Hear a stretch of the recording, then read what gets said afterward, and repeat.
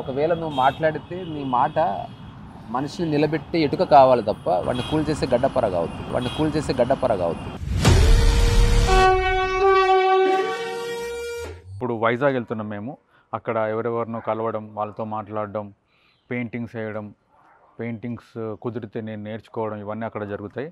So ఇప్పుడే morning బయలుదేరి కాంతిరీస్ అన్న వాళ్ళ ఇంటికి వచ్చిన. ఈరోజు date 5th December 2025, first day of our Vizag trip. ఒక కార్ ఇన్నోవా, ఒక కార్ నాది. ఈ 2 కార్లలో బయలుదేరి పోతున్నాం కాంతిరీస్ అన్న వాళ్ళతోటి. సో చూద్దాం ఈ ట్రిప్పులో ఏం నేర్చుకుంటాం, ఎట్లా ఉంటుంది, ఏమేమి అనుభవాలు వస్తాయి, ఎలాంటి వాళ్ళని కలుస్తాం, ఎట్లా మాట్లాడే వాళ్ళను వింటాం, చూస్తాం. అండ్ నా మాటల్లో, నా ఆలోచనల్లో ఇంకా ఎంత స్టెబిలిటీ వస్తుంది, ఇంకా మస్తు రావాలి యాక్చువల్గా, బట్ ఇంకెంత వస్తుంది, ఈ ట్రిప్ ఎంత హెల్ప్ చేస్తుంది అనేది చూద్దాం. ఏమేం చేస్తాం అనేది మా అప్డేట్స్ వీడియోలు చేస్తూ ఉంటాం. మీకు ఇప్పుడు కెమెరా ముందుకు తిప్పి చూపిస్తే, ఇది మన కారు. నేను మార్నింగ్ 6:30కి బయలుదేరి కాంతిరీస్ అన్న వాళ్ళ ఇంటికి వచ్చిన. వాళ్ళు ఈ కారు రెడీ అవుతుంది, ఇన్నోవా కారు. దీంట్లో లగేజ్ పెడుతున్నారు. ఇది మొత్తం నా ఒక్కని లగేజే, నా కార్లో వేరే వాళ్ళ లగేజే లేదు, అంత లగేజ్ అయింది. So car is ready, I'm ready. ఇగో అన్న ఈ పెయింటింగ్ వేసిండు, దీన్ని ఎవరన్నా అడిగిరు కావచ్చు. మరి ఇది ఎందుకు తీసుకుపోతున్నాం పెయింటింగ్? ఇది ఎవరన్నా అడిగిరా? ఇది ఎవరికన్నా ఇస్తున్నారా లేకపోతే సోల్డ్ అవుటా? Welcome to Vizag trip. Purposeless trip అట. సంపూర్ణ టిఫిన్స్ రింగ్ రోడ్ దిగిన వెంటనే ఇక్కడ ఉంది, ఇక్కడ ఆగినాం ఫర్ బ్రేక్ఫాస్ట్. అన్న మనం ఇప్పుడు వైజాగ్ పోతున్నాం. ఇంతకు ఎందుకు పోతున్నాం అని ఇందాక రాంగ తెలిసింది. ఇప్పుడు పోయేది వైజాగ్ కాదు, రావులపాలెం మీద ఊరికి పోతున్నాం అని చెప్పి అంటే బాలు చెప్పాడు. ఒక ఇంట్లో ఆగి, ఓకే, అక్కడ వాళ్ళ ఇల్లు చాలా బాగుంటుంది. ఆ తర్వాత అక్కడి నుంచి రావులపాలెం అని మన వేణుగారని నాకు యూట్యూబ్ ద్వారా పరిచయం. ఓకే, అంటే ఆల్మోస్ట్ మన ఇద్దరం ఎంత ఫ్రెండ్లీ అయ్యిందాము అట్లా. ఓకే, ఏ లోపల ఏం ఉండదు ఫిల్టర్. సో ఒకవేళ వైజాగ్ వెళ్తే వేణుగారి సౌజన్యంతోనే వెళ్ళాలి అని ఎప్పుడో అనుకున్నాను. దాదాపు సంవత్సరం అయింది, ఇప్పుడు కుదిరింది అది. ఆయన ఒక ఇండస్ట్రియలిస్ట్, ఆయన అంటే వాళ్ళకంటూ ఒక సామ్రాజ్యం ఉంది. తర్వాత రావులపాలెంలో వాళ్ళకి ఒక పెద్ద ఫామ్ హౌస్. ఓకే, సో ఆయన ఏమంటాడంటే నువ్వు వచ్చే ఇక్కడికి అంటాడు. హైదరాబాద్ కొంచెం దగ్గర ఉంటే వచ్చేస్తుంటే నేను అది పక్కన పెడితే బేసికల్లీ మనం వైజాగ్ వెళ్తున్నాం. ఓకే, కానీ ఈ రోజు కాదు వైజాగ్ వెళ్ళేది, రేపు ఎల్లుండి వైజాగా? ఓ, కానీ మనం రేపు కూడా వాటర్ దగ్గరికి వెళ్తాం.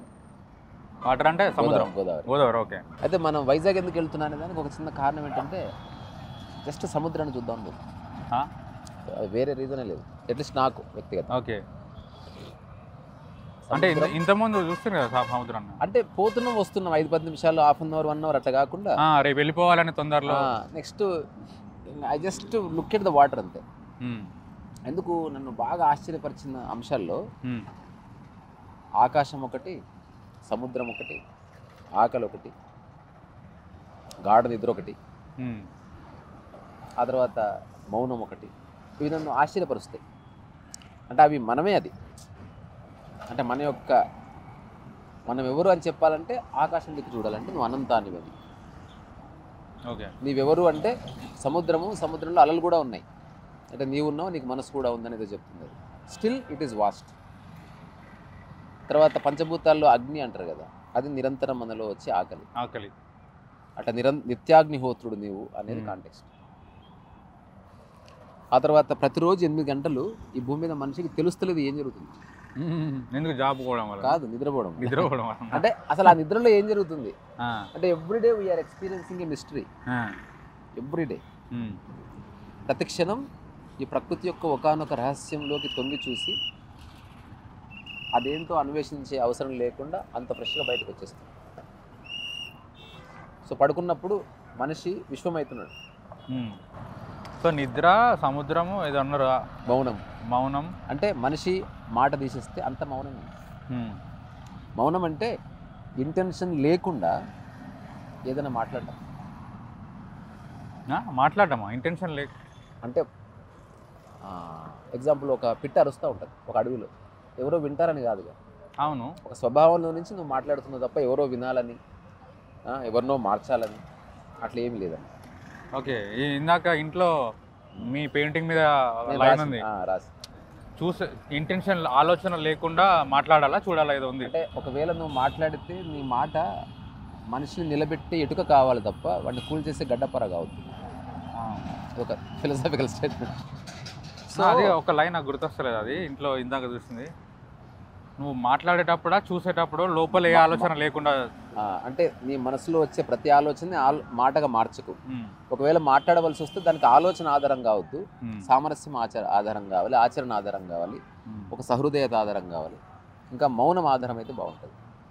కలపడం ఆధారం కావాలి, నీ మాటకు ఆధారం కలపడం కావాలి, గంగల కలపడం కాదు.